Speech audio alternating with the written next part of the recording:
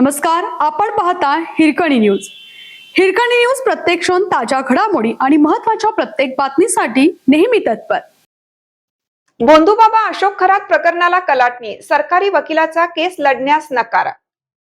महाराष्ट्राला हादरवणाऱ्या गोंधूबाबा अशोक खरात प्रकरणात एक मोठी घडामोड समोर आली आहे।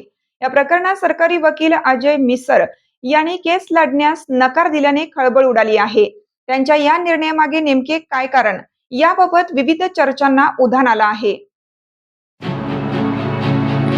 गोंधूबाबा अशोक खरात प्रकरणात विशेष सरकारी वकील म्हणून कार्यरत असलेले ॲडव्होकेट अजय मिसर यांनी ही केस लढवण्यास असमर्थता दर्शवली आहे। एसआयटीकडून लेखी विनंती करण्यात आल्यानंतर वाढत्या कामाच्या ताणामुळे या प्रकरणाला पुरेसा वेळ देता येणार नसल्याचे कारण देत त्यांनी नकार दिला।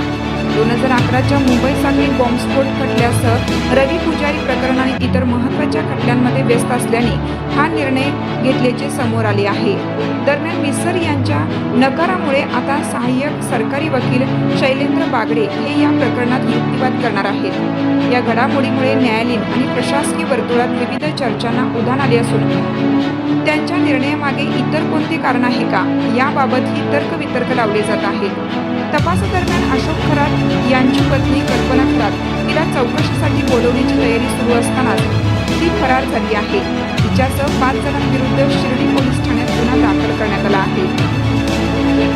आपल्या हिरकणी न्यूज चॅनलला लाईक करा, शेअर करा आणि सबस्क्राइब करायला विसरू नका आणि रहा अपडेट।